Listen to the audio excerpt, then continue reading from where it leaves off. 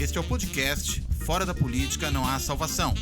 A versão em áudio do canal do YouTube Fora da Política Não Há Salvação, produzido por mim, o cientista político Cláudio Couto. Olá! Este Fora da Política Não Há Salvação vai novamente tratar dos resultados das eleições de 2020, as eleições municipais. Mas aí pensando em alguns aspectos particulares. Primeiro, quem é que saiu bem, quem é que saiu mal? Qual é a distribuição de poder que nós temos no país hoje que pode afetar o processo político brasileiro pelos próximos 2 anos? Esse é um aspecto. E o outro aspecto é, como é que também a relação entre religião e política, entre as igrejas evangélicas, os candidatos evangélicos, enfim, tudo isso que tem a ver com a relação entre religião e política no Brasil, como é que isso pode ser pensado nesse contexto político brasileiro, não só das eleições de 2020, mas também olhando pelo que vem pela frente. E para tratar disso, eu convidei 2 colegas, né? O Vitor Marchetti, que é professor da Universidade Federal do ABC, cientista político, e a Ana Carolina Evangelista, que é pesquisadora do ISER, o Instituto de Estudos da Religião, e também faz o seu doutorado no CPDOC, da FGV do Rio de Janeiro. Então eu quero agradecer a presença dos dois, dar realmente boas-vindas a eles e começar a nossa conversa. E vamos começar pelo Vitor, que fez esses dias um artigo, saiu no UOL, né, naquele blog Entendendo o Bolsonaro, e acho que o Vitor pode falar um pouquinho de como ele enxerga o resultado dessas eleições e o cenário político geral, o saldo, né, que sai daí, o que a gente pode esperar pela frente. Bem-vindo, Vitor, por favor. Bom, Cláudio, obrigado pelo convite, grande prazer estar aqui, ainda mais dialogando com a Carol, importante investigação aí para a gente entender as relações políticas contemporâneas, então prazer estar aqui. Cláudio, acho que assim, a gente passou algum tempo aí depois das eleições fazendo reflexões sobre os impactos das eleições para 2022, né? Quer dizer, a gente tem, e a gente, eu estou dizendo assim, cientistas sociais no geral, a gente tem obsessão com eleições presidenciais e para eleições de governadores, e nesse período em particular a obsessão se tornou ainda maior, né? Quer dizer, a gente quer entender como, quando vem a próxima eleição presidencial, porque afinal de contas não está fácil viver sob esta gestão presidencial, por assim dizer, né? Mas eu acho que antes da gente tentar projetar qualquer cenário para 22, eu acho que seria importante a gente dar uma olhada como 20 foi diferente de 16, ou pelo menos que mudanças entre 20, né? O cenário de 20 mudou em relação ao cenário de 16, né? E no artigo que você citou, eu tentei mapear um pouco essas mudanças no cenário eleitoral partidário e destaquei quatro questões, né? A primeira delas, eu acho que a gente consolidou, nessa eleição de 20, se consolidou o derretimento do centro gravitacional da política brasileira. E que centro gravitacional é esse, né? No centrão, o papel, né? Não é o centrão, né? O centro gravitacional da política brasileira até então era coordenado pelo papel do PT, do PSDB e do MDB, né? Então, se a gente pegar lá os clássicos dados, né? PT e PSDB de 94 para cá, de 94 até a eleição presidencial de 2016, concentravam 84% dos votos para presidente da República em primeiro turno. Quer dizer, era um nível de coordenação de eleições nacionais bastante grande. Esses 3 partidos somados, durante um longo período, tinham mais da metade das prefeituras conquistadas, né? Então, se você pegar o ano de 2008, 62% das prefeituras, de todas as prefeituras do país, estavam nas mãos de um desses 3 partidos, né? Então, a despeito da enorme fragmentação do sistema partidário brasileiro, esses 3 partidos funcionavam aí como centro gravitacional. Em 2013, esse centro gravitacional começou a se perder, quer dizer, a gente começou a assistir um movimento de tensionamento desse centro gravitacional. 2018 é a derrocada e me parece que 2020 consolida, né, essa mudança importante no centro gravitacional. Então, só para a gente ter uma ideia, né, nós temos hoje, né, com as eleições de 2020, né, 39% das prefeituras ficaram na mão de um desses 3 partidos. Né? Então Quer dizer, veja caiu que muito, né? caiu muito, né? Caiu muito comparado com o que nós já tivemos. Então acho que isso indica uma mudança importante no centro gravitacional. Né? O segundo destaque é o papel do bolsonarismo. É claro que, assim, quando eu estou comparando 16 com 20, em 16 a gente não, né, não tinha ainda o Bolsonaro consolidado como uma candidatura séria à presidência da República. Aliás, né, ainda em 18 a gente ainda demorou a considerar a candidatura do Bolsonaro como algo que oferecesse um risco sério para o país. Né? Mais 16 a gente já tinha, vamos dizer, o clima, né, bolsonarista. Né? Você pegar o que foi, o que eram os discursos do Dória, né, a Prefeitura de São Paulo, o próprio Crivella no Rio de Janeiro, tem o slogan do Calil, né, prefeito de Belo Horizonte, ele se elegeu com o slogan "Chega de político, é hora do Calil". Né? Então, esse é o clima. O Calil parece que mudou um pouco de posição, né? Eu vi no Roda então, Viva esses dias, ele já admite que é político, né? Que mudou e aprendeu rápido. Mas é isso, né? Quer dizer, 2016 era um ano que preparou esse discurso que chegou com força em 18, que elegeu o Bolsonaro, que eu estou chamando aqui de bolsonarista, porque eu acho que é uma generalização que explica muita coisa nesse caso, mas que era esse discurso contra a política, que usava PT e Lula como o grande espantalho, né? Que tinha o discurso lavajatista presente. Né? Então, enfim, esse discurso que eu estou chamando aqui de bolsonarista, que já estava presente em 16, né? Então é o bolsonarismo antes de Bolsonaro, né?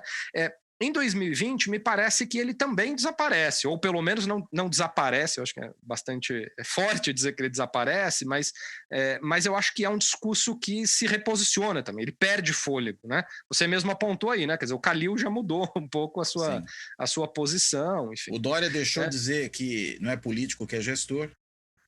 Exatamente.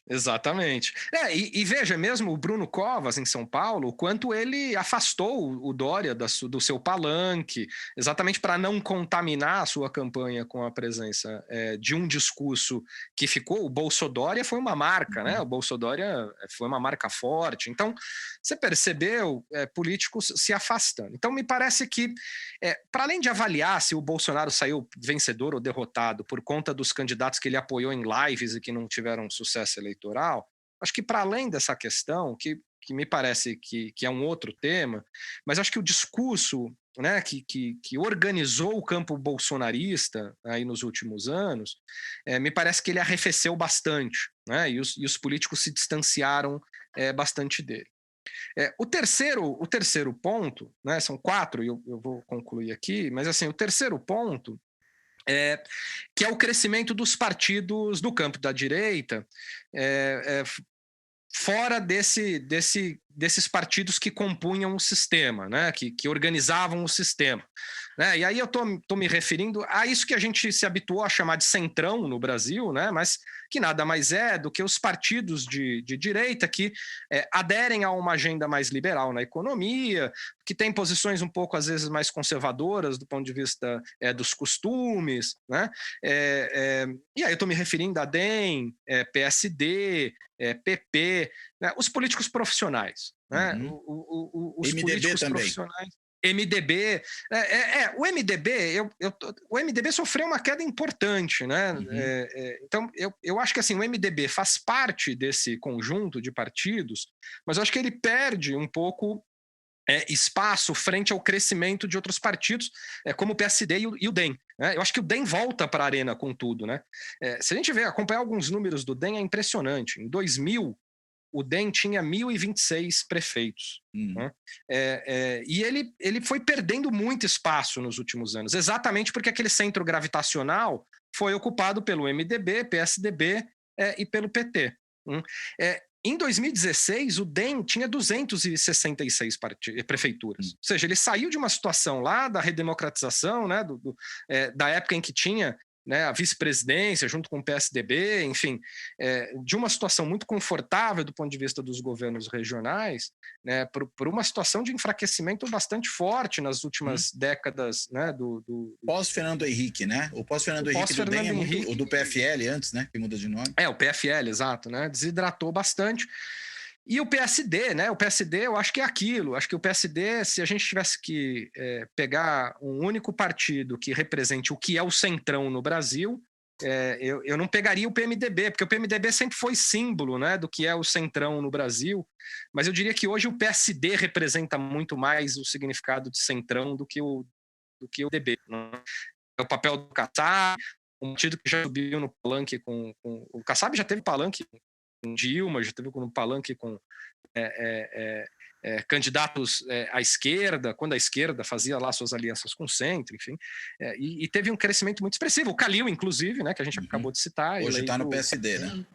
Hoje está no PSD. Embora e o PP, Vitor? Oi, PP. Carol, pode falar. Para o Vitor, o PP, eu tenho outra curiosidade para a leitura dele sobre o PP. O PP me parece que ocupa, porque assim, o PP tem um pé, vamos dizer assim, no bolsonarismo, né? Mas eu acho que ele se consolida agora, crescendo, assumindo duas capitais, não são capitais importantes, né? João Pessoa, né, e Rio Branco, né? Não são ainda capitais que dão esse protagonismo para o partido, mas ele ganha em cidades pequenas e médias de forma bastante pulverizada pelo país. Eu acho que ele aumenta a sua capilaridade, né? Ele fica um partido menos regionalizado, ele consegue ampliar a sua base. Pode ser, inclusive, que ofereça guarida para o presidente da República. Só que isso vai gerar um problema, porque me parece que, se é certo que o Bolsonaro vai ser candidato a presidente da República, me parece também que é certo que DEM, PSD, e MDB e PSDB vão tentar construir uma alternativa ao Bolsonaro. Né? Não me parece que esse centrão hoje sinalize com alguma intenção de fornecer uma base para o Bolsonaro na disputa de 22. Eles vão certamente oferecer alguma base para discutir uma agenda no Congresso Nacional, mas é uma base que interessa mais aos interesses das bases do partido do que, de fato, uma agenda do governo. Né? Até porque não se tem agenda do governo, né? Então fica mais fácil que esses partidos consigam, de alguma maneira, coordenar a agenda. Muito bem. Por fim, o quarto, Cláudio, aí só encerro. Não, eu já estou falando demais, desculpe, mas assim, só para encerrar, o quarto elemento me parece que é o campo da esquerda, ele sai menor de 2020. Também acho. Ele sai menor, porque todos os partidos desse campo têm desempenhos eleitorais menores, né? PDT, PSB, PT, PCdoB e PSOL, por exemplo, todos os partidos saíram aí com... O PSOL cresce em número de votos muito porque disputou capital, né? Disputou, né, São Paulo, mas não leva, tem uma capital e 4 prefeituras, né? Quer dizer, são 5 prefeituras contando com Belém. Né? Mas é um partido que, do ponto de vista de enraizamento nacional, não dá para dizer que... Né, o PSOL, nesse momento, tem que se preocupar em cumprir a cláusula de desempenho em 22. Né? É o mais importante, né? Um partido que, nesse momento, tem que refletir como vai atingir a cláusula de desempenho, não dá para dizer que é um partido que se consolida como força nacional. O PSB, me parece que se regionaliza fortemente, tem muita força em Pernambuco, o PDT é a mesma coisa, tem muita força no Ceará, né? Boa parte das suas prefeituras estão concentradas desse ponto de vista, e o PT é um único detalhe, né? Quer dizer, o PT perdeu bastante em número de prefeituras, a principal queda foi em 16, né? Foi uma queda bastante, mais de 62% de prefeituras perdidas, né? Agora, o PT ganhou mais votos, foi o partido mais votado para a Câmara de Vereadores em cidades com mais de 500 mil habitantes, o que pode indicar um reposicionamento do PT em centros urbanos. Né? Então, aquele partido que tinha se espalhado pelo país em cidades médias e tudo mais, parece que volta a se concentrar em grandes cidades. Tanto que, pela primeira vez, não vai governar a capital, mas das 96 maiores cidades do Brasil, vai governar 4, né? Diadema, Mauá, Juiz de Fora, e e mais uma cidade mineira que me esqueci agora. Contagem? Contagem, desculpa. Contagem. Né? A segunda maior cidade mineira. Perde só para Belo Horizonte. Então, são 4 prefeituras importantes, mas que eu acho que revelam um pouco esse reposicionamento aí de centros urbanos do PT. Muito bem. Então, esses são os 4 elementos que eu acho que, assim, da mudança de 16 para 20. E aí a gente até aqui tentou apontar algumas coisas aí de tendência futura, mas eu acho que era um pouco traçar essa mudança de cenário aí, meu objetivo primeiro. Muito bem. Carô, quer falar um pouquinho sobre isso? Não. Estou aprendendo. Eu aprendo com vocês nessa leitura. Você diz no sentido que sai das eleições, que sai das urnas? Eu estou pensando um pouco, né? A gente teve, acho que, pelo menos desde que o Serra resolveu pautar numa disputa eleitoral de segundo turno, na questão do aborto, né? Que temas desse tipo, a gente teve talvez um certo ganho de protagonismo da pauta moral nas eleições. Acho que isso apareceu de novo em 2016, isso apareceu nas 2 eleições da Dilma, isso apareceu quando o próprio Bolsonaro, né, resolveu mobilizar aquele slogan, né, Brasil acima de tudo, Deus acima de todos. Enfim, parece que a religião tem marcado as eleições brasileiras nos últimos anos. E digamos que essa virada conservadora, essa virada direita, como diz o Jairo Nicolau, né, no livro dele, tem muito de uma virada religiosa também. Você enxerga isso? Como é que você vê o impacto disso nas últimas eleições? Queria te ouvir um pouco sobre esse aspecto. O Jairo até fala também da hipótese conservadora, né? E a dimensão da religião é uma delas que se soma, né, a essa virada aí para a direita. Então, nesse sentido, eu vou pegar um gancho por aí, que você começou falando da pauta moral, que teve muito presente nas eleições da Dilma em 2010. A primeira, né? Primeiramente, né? Na verdade, teve mais forte na de 2014, né? Na de 2010 não foi com tanta ênfase, mas por que eu volto em 2010? Porque acho que essa pauta moral, fortemente, ela começa a ser trabalhada e mobilizada a partir do Congresso Nacional em reação ao Plano Nacional de Desenvolvimento 3, apresentado pelo segundo governo Lula. O Direitos Humanos, né? Plano Nacional, né? Eu falei Direitos Humanos? Falei Direitos...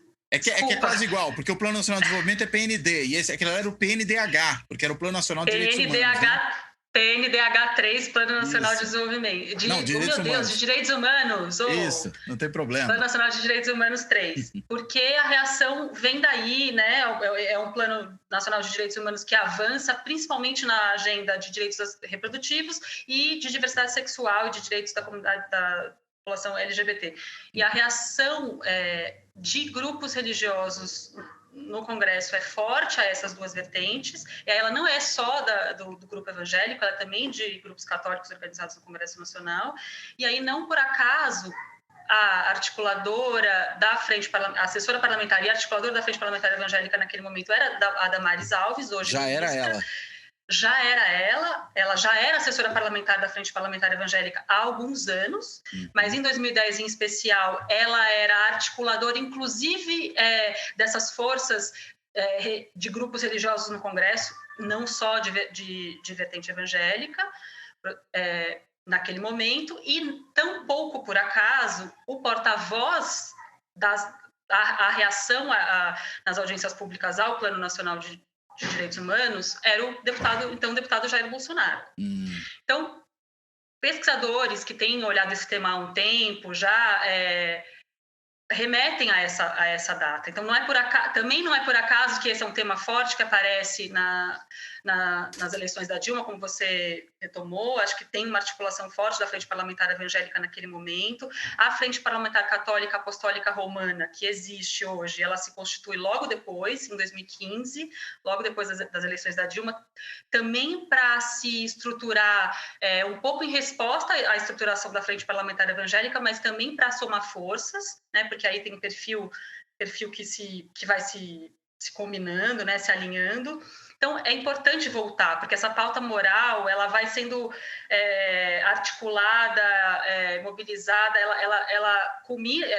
ela culmina nas figuras que hoje a gente vê com visibilidade, depois das eleições de 2018, e ela vai trazer um maior protagonismo, ou talvez uma sensação de uma ainda maior presença da religião na política aos nossos olhos, né, e aos olhos do eleitor, porque é uma pauta muito mobilizada. E aí eu falo mobilizada porque em 2016, quem acompanha, e aí pelo Isera a gente faz isso já há algum tempo, mas em 2016 é uma pauta bastante mobilizada e acessada pelas candidaturas de perfil religioso, com identidade religiosa, né, a gente tem chamado candidaturas com identidade religiosa, independente se são aquelas candidaturas que levam o título religioso para a urna, que é um recorte ainda mais restrito, o nome na urna, o chamado nome na urna, mas quando a gente está falando de candidaturas com identidade religiosa, a gente está ampliando um pouco mais a lente.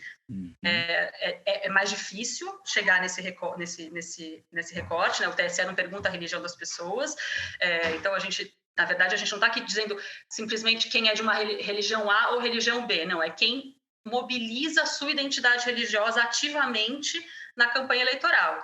Nesse sentido, o próprio Bolsonaro, por exemplo, que não tem nome de urna apesar do Messias, né, no seu próprio nome, ele não tem nome de urna do tipo pastor, bispo, missionário, ou qualquer coisa do tipo, mas ele claramente mobilizou um discurso religioso de maneira muito intensa, né? Nas últimas eleições. Totalmente, e muito difusa, que é o que a gente também observou, quem faz esse levantamento desde 2016 já vinha observando isso, que a gente tem chamado de mobilizar uma identidade cristã ampla. Você não sabe muito bem se aquele candidato é católico, é evangélico, sequer é católico ou evangélico, mas ele mobiliza uma série de símbolos, ou léxico, ou linguagem, que remetem a essa identidade religiosa, justamente para acessar uma maioria cristã, né, para se comunicar com uma maioria cristã, independente das subdivisões. Então, isso já vinha acontecendo em 2016, aconteceu fortemente, ficou muito claro para o debate público em 2018, o slogan do presidente é claro nisso, mas quando a gente olha com uma lupa as candidaturas que tinham essa identidade, a gente tem essa conversa internamente, os pesquisadores que fizeram no primeiro momento o banco de dados de 2018, no primeiro momento, porque é difícil, você vai por camadas, né? Você vai pelas bancadas evangélicas, quem está se apresentando à reeleição, às vezes os partidos têm lista de quem são os candidatos com identidade religiosa, às vezes as próprias igrejas têm as listas de seus indicados, a gente vai indo por camadas para montar esse banco de dados, e aí um terceiro passo dessa camada para montar esse banco de dados é olhar como que o candidato e a candidata se apresenta, o que ele acessa de recuo, de símbolo, de léxico. E no primeiro momento a gente olhou, era tanto uso de linguagem cristã que pareciam que no primeiro momento todos eram evangélicos. E a equipe até olhou e falou, nossa, mas todos esses candidatos são evangélicos? Não, eles não são evangélicos, eles estão mobilizando essa identidade, mas eles não são evangélicos. Muitos são católicos carismáticos, por exemplo? Católicos carismáticos e às vezes só católicos ou evangélicos em geral, ou se diziam cristãos. Muitos se dizem cristãos. Sem definir exatamente o que é. Às vezes até espírita tem aí, né? Exatamente, porque em 2018 aconteceu muito isso. Claro, tem marcadamente a identidade religiosa e a ação, né, de algumas grandes denominações evangélicas que cada vez mais estão se organizando melhor para lançar candidaturas, e com êxito na urna que tem crescido, a gente também tem observado isso. Então, uma coisa é olhar as grandes denominações, principalmente pentecostais no Brasil, evangélicas, que se organizam e elegem cada vez com maior êxito nas urnas. E a outra coisa é um uso difuso, é quase como um recurso discursivo dessa identidade religiosa para acessar moralidades, para mobilizar moralidades, para mobilizar várias camadas de conservadorismos, no plural, né? Aí é um pouco até que quem olha os dados de 2018 vai falar um pouco dessas camadas. Então, para um último comentário do perfil de candidaturas que a gente observou em 2018, e aí a gente também observou agora em 2020, que pautas essas candidaturas com identidade religiosa priorizam. A gente está falando principalmente da tal agenda moral, como a gente já comentou, a pauta a agenda da segurança pública, do que aparece junto com a religiosa? Não junto, mas essas candidaturas, essas candidaturas e as que foram exitosas nas urnas em 2018 e agora em 2020 também, elas se sobrepõem essas camadas. Aparece a identidade religiosa, aparece a agenda da segurança pública, mas numa abordagem mais punitivista de propostas, aparece a combate à corrupção, agora apareceu menos, mas em 2018 fortemente, está ligada a uma conversa, a um posicionamento sobre desvios morais. A corrupção entra aí no jogo da mobilização do desvio moral. Não roubarás. Exatamente. E a pauta anti-esquerda. A pauta anti-esquerda, que aí lá atrás, na década de 80, 90, era o anticomunismo, que nessa base de candidaturas naquele momento era essa pauta, né? Collor era essa pauta, as candidaturas já com essa identidade naquele momento mobilizavam o medo da esquerda, né? Da esquerda como a origem dos nossos males, e agora em 2016, 2018 e agora em 2020 também. O acesso à propaganda em cima da anti-esquerda. A esquerda trará os problemas de volta. Então, em 2018 era a esquerda responsável por esses problemas, não os resolveu. Mas quais problemas? Famílias... O econômico, a corrupção, a questão moral? Tudo. É muito importante, acho que bastante forte na questão moral, e aí isso já vem de antes, mas é importante entender que 2018 é uma somatória dessas camadas. Então, a esquerda era responsável pelos desvios morais, pelas nossas famílias que estão descontroladas, desestruturadas, é responsável pela crise econômica na qual nós estamos, a corrupção foi responsável também por esse cenário econômico que a gente está, e o cenário da violência no Brasil. Também é responsabilidade da esquerda, nas candidaturas de 2018. Sim. Agora, claro, a gente está falando de vocês entendem disso muito melhor do que eu, né? Olhar candidaturas municipais é diferente de olhar candidaturas nacionais e estaduais. São agendas, são pautas, são uma relação com a população distinta. Mas aqui também aparece o anti-esquerda muito forte. Então, a gente viu isso, o exemplo disso é a mobilização de algumas lideranças político-religiosas emblemáticas, midiáticas, por exemplo, o pastor Silas Malafaia, priorizando o combate, nas palavras dele, de algumas candidaturas no segundo turno. Né? E aí São Gonçalo é um exemplo disso, propaganda contra o Boulos no segundo turno é um exemplo disso, contra a candidatura em Belém é um outro exemplo disso, que nesse caso não conseguiu ser bem sucedido, mas também se tentou. São Gonçalo, só me desculpa, já aproveitar que você lembrou do caso de São Gonçalo. São Gonçalo é um caso curioso, né? Em que havia um candidato do PT que foi obrigado, digamos, a beijar a cruz, literalmente, né? Ele teve que fazer uma carta dizendo que era contra a ideologia de gênero, contra a educação sexual nas escolas, contra aborto, enfim, um monte de coisa, né? É um caso curioso, porque a rigor é uma bandeira que o PT, enfim, não impunha. Inclusive foi defendido, viu, Claro, por ativistas e defensores de minorias, né? Então tem um grupo, um coletivo que atua pelas questões raciais, de combate ao racismo e tudo mais, super ativo no município, que declarou apoio ao Dimas de São Gonçalo, né? Que era o candidato do PT. E que declara apoio a ele, ainda que ele tenha assinado aquela carta, entendendo que aquela carta era de um pragmatismo necessário. Entendi. Né? A própria Marília Reis, em Recife, no último debate, também fez concessões nesse sentido, não da ideologia de gênero, mas lá a relação com a comunidade cristã, a questão das drogas, das comunidades terapêuticas, porque lá, que agora eu usei o exemplo de Recife, né? Lá em Recife, ambos de partidos de esquerda, centro-esquerda, precisavam recorrer ao eleitorado de centro-direita, né? Para sair dos 50% que cada um tinha. E a própria Marília, no PT, também, no último debate, foi criticada com relação a isso, porque estava fazendo concessões aí com pressionadas por isso, e isso aconteceu em várias capitais, e aí a gente viu isso muito presente nas eleições municipais, em candidaturas desse perfil, a agenda da ideologia de gênero no nível municipal, principalmente ligada à escola, primeira infância, cuidado com as crianças, foi muito, muito, muito acessada, muito, muito mobilizada.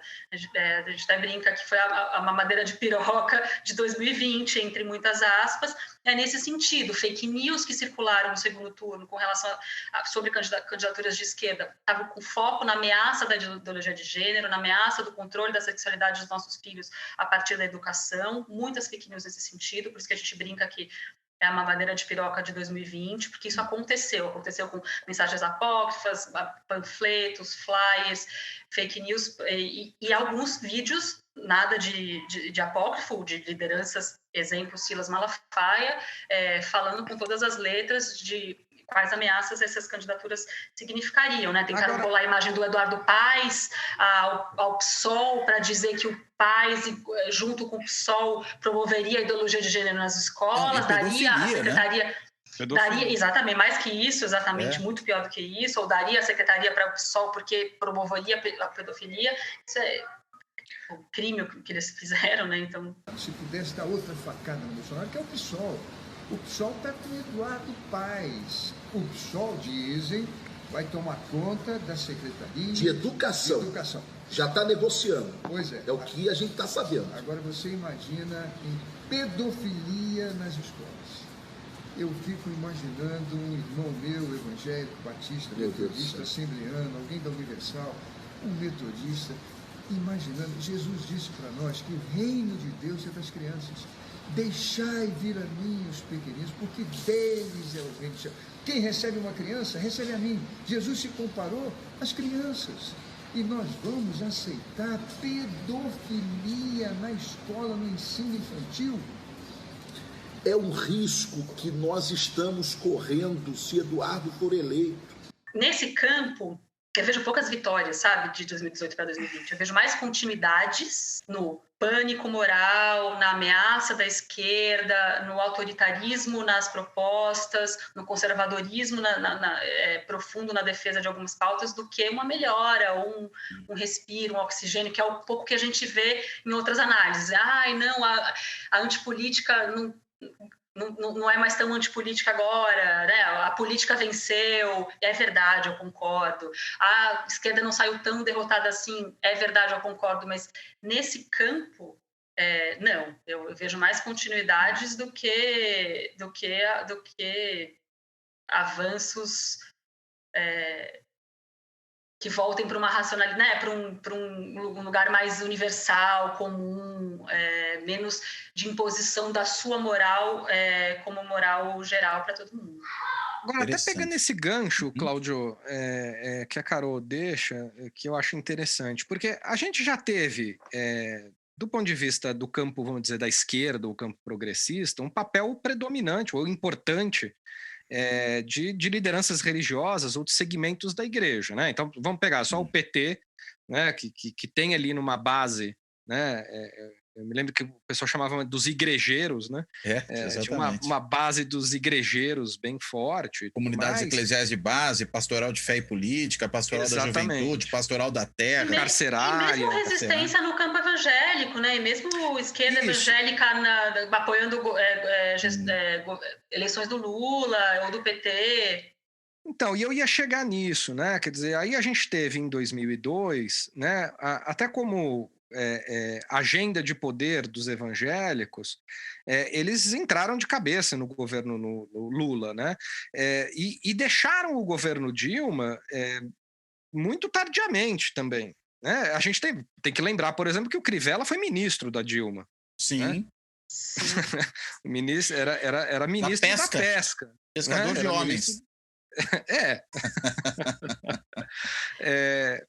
E eu me lembro, assim, tem alguns relatos aí, eu agora não me lembro exatamente em qual deles, qual livro que saiu sobre os bastidores lá do processo de impeachment, mas que tem um relato de que quando a Dilma começa a tentar fazer uma articulação ali, motivada por pressões de dentro do PT, do Lula, que ela começa a fazer uma articulação política para tentar segurar o processo de impeachment na Câmara, uma das primeiras pessoas que ela liga é o Edir Macedo. E a resposta que o Edir Macedo dá a ela é o seguinte, assim, desculpa, presidente, mas eu não me meto em política. Eu cuido dos meus fiéis e da igreja, enfim. Quer dizer, ali foi o sinal de que acabou, né? Quer dizer, o governo já não tinha muito mais para onde recorrer. Aí a minha pergunta, Carol, assim, com o que a gente vai ter adiante. É claro que aí a gente vai ficar fazendo futurologia, mas ainda que você destaque bem que 2020 ainda repetiu muito sob esse ponto de vista 18, a gente está aí se avizinhando crise econômica profunda, crise social, desemprego em alta, incapacidade do governo de manter o auxílio, enfim. Você acha que pode, e esse novo centrão, vamos dizer, né? Esse centrão que não é a extrema-direita, que não vai colocar um Arthur Weintraub no Ministério da Educação para ficar fazendo discussões sobre ideologia de gênero, mas que vai pensar em políticas públicas para tratar dos pobres que estão na universidade, né? Porque hoje quase 70% dos alunos que estão em universidades federais vêm de famílias com renda até um salário mínimo e meio. Quer dizer, são os pobres que estão nas universidades federais, né? Será que esse pragmatismo não chega uma hora também nesse discurso, no sentido de que, olha, essas pautas a gente também vai ter que cansaram, e a gente vai começar a ser cobrado pela nossa base de fiéis também por resultados políticos, né? Sim, nesse sentido eu concordo com você, e acho que até os exemplos da história mostram que essa relação ela é por vezes ideológica, mas na maioria das vezes pragmática, e você deu os exemplos, né? Acho que uma coisa é olhar a relação dessas grandes denominações evangélicas com a política, né? E com os governos e com o poder estabelecido naquele momento. E essa relação foi sempre pragmática nos últimos tempos todos. Os exemplos que você deu, inclusive, da aproximação com o governo Lula, do apoio ao governo Lula, naquele momento, quando tem aquela foto emblemática, que é a foto na primeira eleição do Lula, o dia dos pastores, de apoio das principais lideranças evangélicas a ele, tá? Ele, o Silas Malafaia, o Magno Malta, a Marina Silva, então, do partido naquele momento. Tem uma relação, sempre tem uma relação pragmática. É importante destacar que nos governos Lula e Dilma era uma relação pragmática, mas também conflituosa, não era uma relação totalmente... Tinha lá o apoio, participava do governo, mas tinha embates, tanto que a Frente Parlamentar Evangélica se constitui naquele momento porque sabe que precisa fazer uma reação no Congresso às agendas do Executivo, que não necessariamente são as agendas dessa base religiosa. Na Dilma rompe ainda mais aí por conta dessas pautas que a gente conversou aqui, mas tem uma relação pragmática. E aí, esse é um bom ponto que você traz, porque de 2018 para agora, a gente também vê isso acontecendo. Aonde a gente vê isso acontecendo? A maioria das candidaturas que a gente acompanhou em 2020, elas se aliaram muito mais à imagem da Damares do que à imagem do Bolsonaro. O Bolsonaro esteve muito ausente dessas campanhas. Eu não estou nem falando das tais emblemáticas que ele apoiou. Estou falando do varejo mesmo, do total mesmo. Do atacado, na verdade. Desculpa, do atacado, na candidatura ao Legislativo. Que ele não aparecia... porque justamente essas candidaturas, elas estão olhando para suas bases, elas estão dialogando com as suas bases, elas sabem, eu costumo dizer, principalmente mesmo as ligadas às denominações religiosas que são indicadas pelas igrejas, elas pautam, mas elas também são pautadas, elas escutam a sua base, elas reagem. O Edir Macedo, muitas vezes, a gente viu isso em 2018, ele reage, ele vem apoiar o Bolsonaro, jamais perto ali do final, ele está ouvindo um pouco o que está acontecendo, não é um voto de rebanho, primeiro, mas não é só um voto orientado, né? Ele é orientado pela sua base. E em 2020, a gente viu isso acontecendo, é o que o Cláudio acabou de falar, e você um pouco. Tem a crise econômica, o que está acontecendo, o que este governo responderia, seria a salvação fora da política para todos esses males que estavam acontecendo. Já vivemos 2 anos para entender que não foi a salvação, muito pelo contrário, a população entende, pode não fazer todas as análises profundamente, mas está vendo que isso não está acontecendo, então as candidaturas na ponta também se descolam dessa imagem, mas por isso que eu queria enfatizar, nas agendas, principalmente das moralidades, Aí sim teve uma continuidade, uma profundidade, e aí por isso que cola a imagem da Damares. A Damares representa mais isso. Ela representa, pode ser maluco de entender, mas ela representa menos o governo Bolsonaro e mais toda essa agenda bolsonarista mais ampla ou de moralidades mais ampla. Então cola-se mais a imagem dela, porque tem que lembrar que ela não tem um histórico só na política, ela tem um histórico de base de ação social nas redes evangélicas de ação social, muito anterior a ela estar no parlamento. Ela tem uma atuação de décadas nessas comunidades e na rede de assistência social evangélica. Então, ela tem uma conexão com a base e com as bases, no plural, que não é só do seu cargo de ministra, tampouco do seu cargo de assessora parlamentar. Então, ela era quase como uma imagem que reforçava essas pautas. Então, para concluir a sua pergunta, Vitor, sim, eu acho que talvez, quase que o irônico é dizer assim, a nossa brecha de respiro poderá vir por esse pragmatismo, justamente. Nossa brecha, o comer pelas beiradas virar desse pragmatismo que a gente já viu se deslocar assim um pouquinho em 2020. Agora, o que eu tenho dificuldade de concluir é que se não é também um pragmatismo mais ligado, vocês entendem disso melhor que eu, porque a agenda municipal é mais próxima, é mais concreta, é mais real na vida das pessoas. Saúde, né? Isso, então, por isso que eu tenho dificuldade em dizer se isso vai se manter em 2022, quando a conversa vai ser outra. Né? Vai ser nacional, mas ao mesmo tempo, como vocês também entendem disso melhor do que eu, 2022 é a eleição realmente de avaliação do governo Bolsonaro, né? Quando o presidente está sendo avaliado e não agora tão dispersamente nas eleições municipais. Mas eu acho que vamos tentar terminar com essa frase: a brecha pode vir pelo pragmatismo. Porque uma coisa é você discutir uma postura anti-vacina por questões, vamos dizer, de valores ou enfim, da liberdade, religiosas que sejam, da liberdade, enfim, e a outra coisa é ver os efeitos concretos de não entrar numa política nacional de vacina, não ter um planejamento em relação à vacinação da população e todos os efeitos econômicos, sociais, todas as consequências que isso traz, né? Então é por isso que eu acho que 2022, e aí eu gostei, né? Quer dizer, se abre essa janela para se discutir, talvez aí o caso concreto, né? Não um buraco da rua, mas um nível de pragmatismo para se avaliar o governo, afinal de contas, olhando para os resultados concretos, né? Quer dizer... Mas aí, Vitor, conectando um pouco com sua pergunta sobre a esquerda, né? Sobre a esquerda na relação com essa base no passado, a esquerda, seja organizada partidariamente, seja nos movimentos sociais, vai precisar conversar com essa população, que está olhando para um conceito de família que é outro, está acessando um conceito de família que é outro, está olhando para a educação, tem demanda sobre as suas vidas para cuidar dos seus filhos a partir de uma outra linguagem, a partir de um outro olhar. Não necessariamente significa que essa população não é terraplanista nem contra a vacina, mas ela acessa esse tema de uma outra forma. A esquerda precisa chegar nessas pessoas também de outra forma.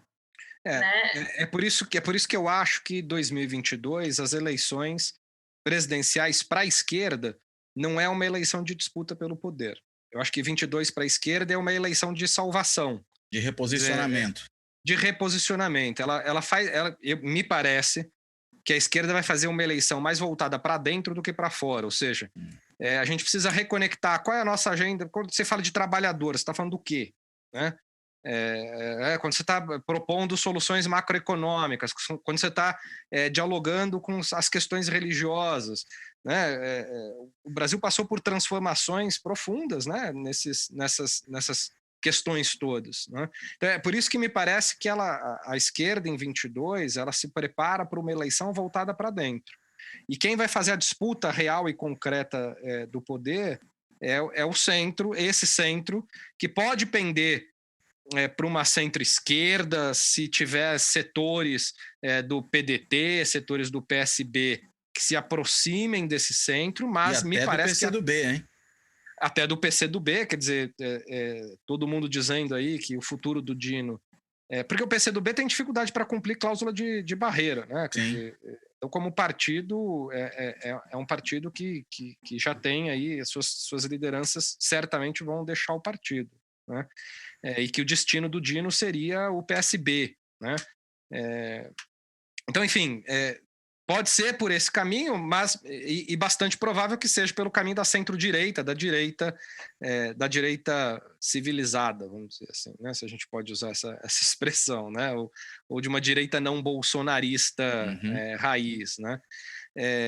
E aí eu acho que as questões religiosas elas podem se reposicionar por aí. Eu não acho que ela se reposiciona por enquanto no campo da esquerda. Eu acho que a esquerda faz 22 um processo de reflexão interna ainda mais profundo, né?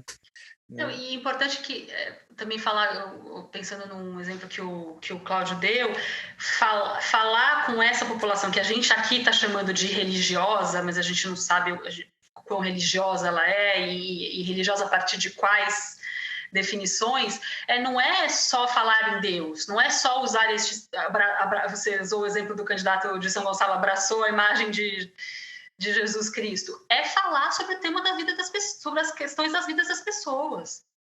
Não é só falar sobre religião que você vai conquistar aquele eleitorado.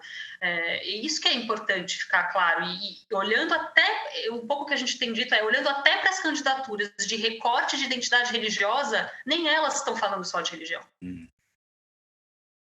Então, tem alguma coisa errada se a gente achar que a gente está falando com essa população só a partir da dimensão religiosa delas. Primeiro que a dimensão religiosa delas é múltipla, tem muitas motivações, vem de várias camadas, mas ainda assim, essa população não é só esse o driver do voto, né, da eleição. É difícil medir o voto, né, as motivações de voto, vocês sabem muito melhor que eu sobre isso, mas não é só sobre isso. Então é um pouco em 2018, lá no segundo turno, como teve Haddad e Bolsonaro no segundo turno Haddad começou a falar que era casado, tinha 4 filhos e acreditava em Deus. Não é sobre isso, gente. Não entendeu o recado, é isso? Não entendeu qual era o recado que ele tinha que ter dado? Naquele momento, em 2018, no segundo turno, não entendeu. Não entendeu. É a mesma coisa que a Marta já fez na prefeitura, questionando se o Kassab era casado ou não. Vocês se lembram disso? Tinha filhos. Se tinha filhos, né? Porque era um pouco tentar se reconectar com valores, achando que está chegando no voto dito religioso. Que não entendeu nesse discurso, né? Por outro lado, também se abriu e começou a gente viu uma mobilização, inclusive a gente viu, eu até escrevi sobre isso na cobertura eleitoral em 2018, no texto da Piauí, teve uma oscilação no segmento evangélico da votação do primeiro turno para o segundo turno do Haddad, porque ele começou a dialogar com esses grupos organizados na sociedade, chamar lideranças para conversar e tal. O período era curto, teve menos tempo, mas teve uma oscilação, né? Porque a própria base na sociedade vamos olhar só para o segmento evangélico, de evangélicos é diversa, né? Ela não é 100% conservadora, 100% de direita, 100% bolsonarista. Só que precisa conversar com esses grupos, e não só no ano eleitoral, esse que é o ponto, né? Você não vai deixar de ser um gestor responsável e respeitador do Estado laico se você for conversar com esses grupos. Claro. É isso que a gente precisa entender. Eles né? são parte da sociedade, né? São parte dos governados. Da sociedade. Então, parte da sociedade se organizam a partir dessa identidade. Milhares de muitos grupos de jovens que a gente acompanha próximo, seja estudando, seja acompanhando a ação, que fazem ação política nos territórios, nas cidades, a partir da sua identidade religiosa. Jovens evangélicos que optaram por ou virar evangélicos enquanto jovens ou seguir o caminho da sua família, mas afirmam sua identidade religiosa em 2020, jovens de esquerda.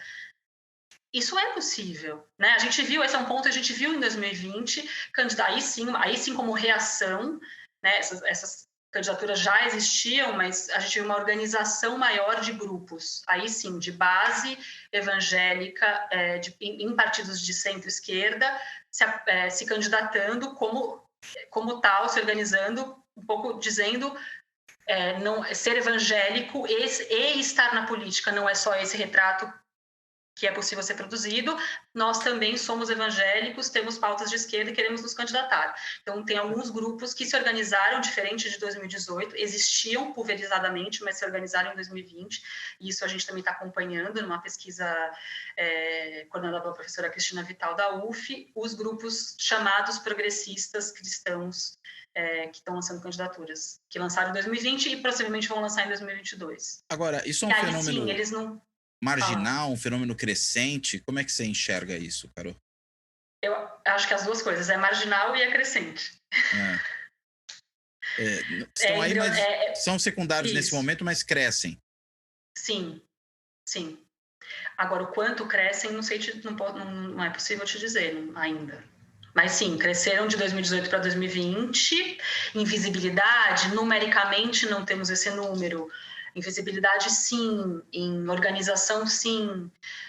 Mas ainda são minoritários. E abafados nesse momento, né? Claro.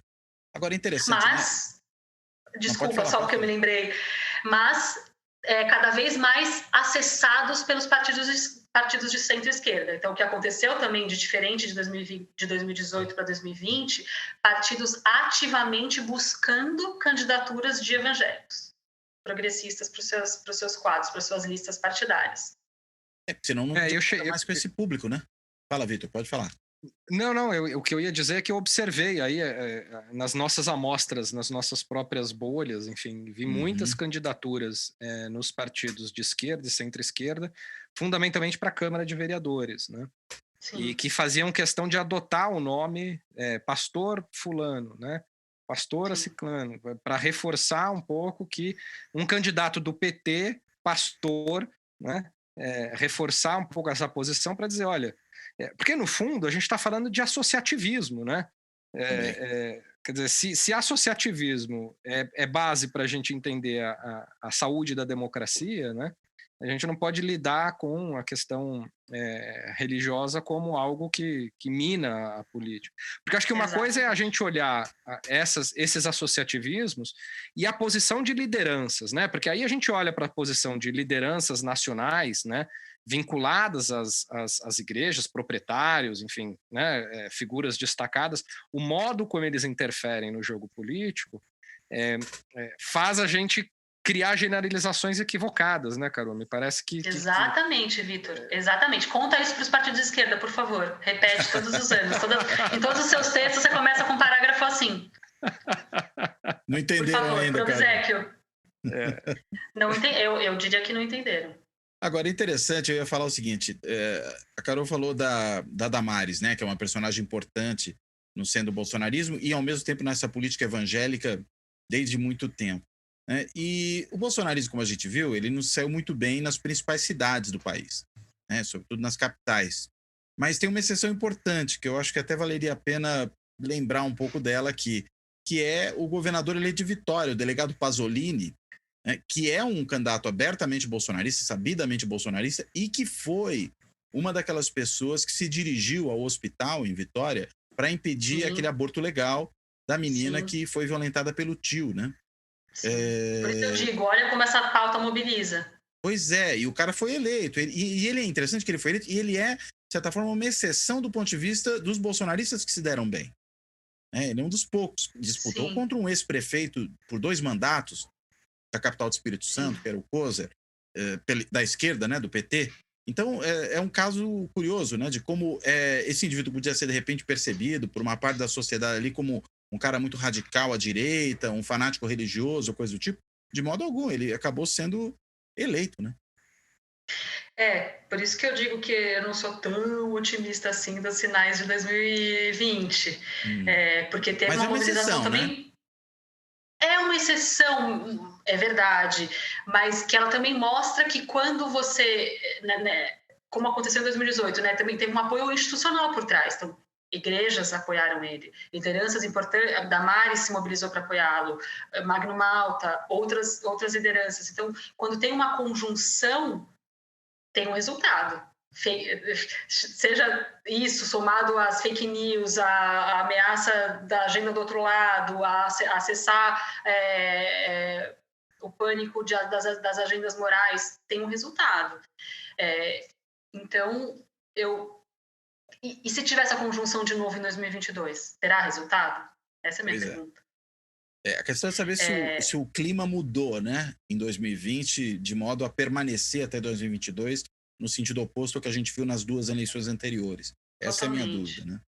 E são muitas variáveis, né? Sim. E a gente teve, né? A gente está falando aqui do quadro partidário, né? Do quanto pode se fragmentar ou não, mas me parece que 18 talvez tenha tido uma conjuntura atípica que as fissuras dentro dos blocos religiosos acabaram seguindo numa mesma direção. Me parece que essa, vamos dizer, esse movimento coordenado ele pode não estar presente em 22, na medida em que você terá alternativas mais fortes, alternativas mais bem organizadas de partidos que circulam, né, nesse espectro. Tem a questão...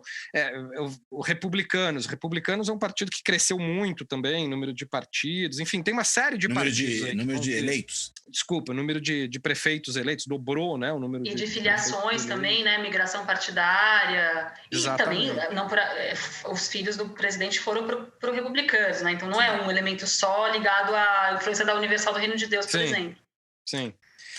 Então, me parece que assim, as eleições de 22, olhando para o quadro partidário e para esse quadro que a Carol traçou aqui, né, do ponto de vista do debate, me parece que 22 está pintando um cenário mais fragmentado, né, mais pulverizado, né, do que foi 18. E é curioso, porque 18 a gente teve o segundo recorde de número de candidatos presidenciais, né?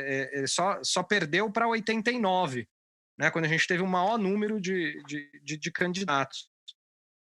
Muito interessante. Mas 18 acabou não sendo uma eleição tão pulverizada, né? Ela tinha muitos candidatos, mas candidatos que não conseguiram a presidência, crescer. Né? A presidência acabou concentrando em 3 ou 4. Exato. Talvez 22 a disputa seja um pouco mais aberta, né? Porque o que eu estou vendo, assim, pensando em 4 blocos, né, que me parece que chegam aí com capacidade de conquistar votos, e aí eu não estou dizendo nem com chance de vencer a presidência da República, mas com chance de fazer votos, assim, um bloco à esquerda do PT nesse movimento de resgatar fazer uma eleição para dentro, né? Então tem capacidade ainda de mobilização eleitoral. Uma centro-esquerda, né, coordenada um pouco por esses movimentos de PSB, PDT, então tudo vai depender de para onde eles vão conseguir fazer amarrações aí no centro. Com um bloco de centro-direita, PSD, PDEM, né, MDB, PSDB, formando esse bloco, e um bloco bolsonarista.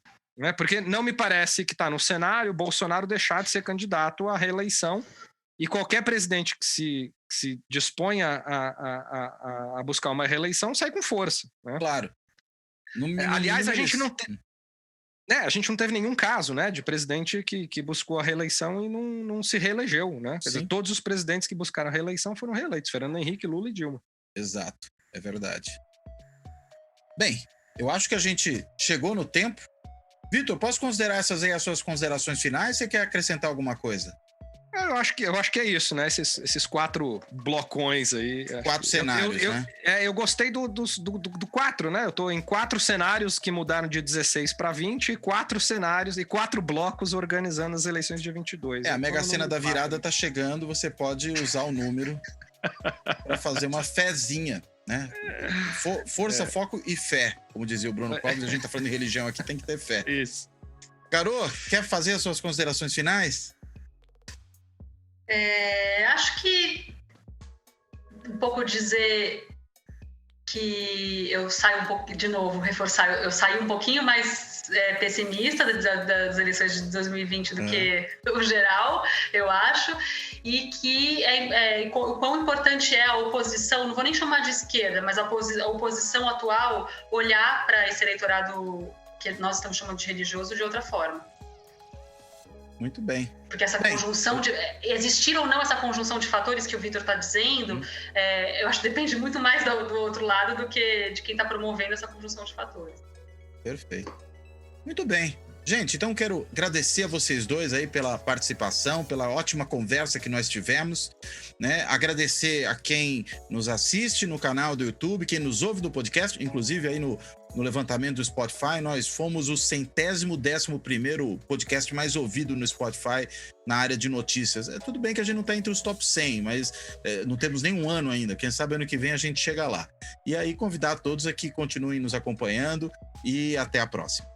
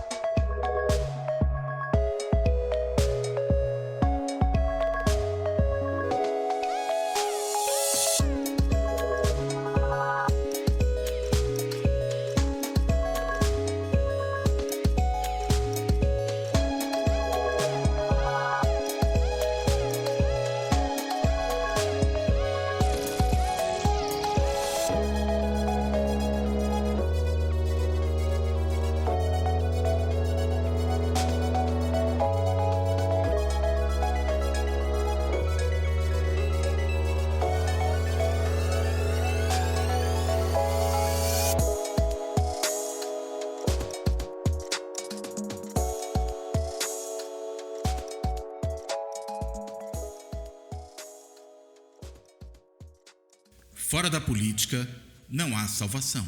Um podcast para discutir política. Também disponível no canal do YouTube.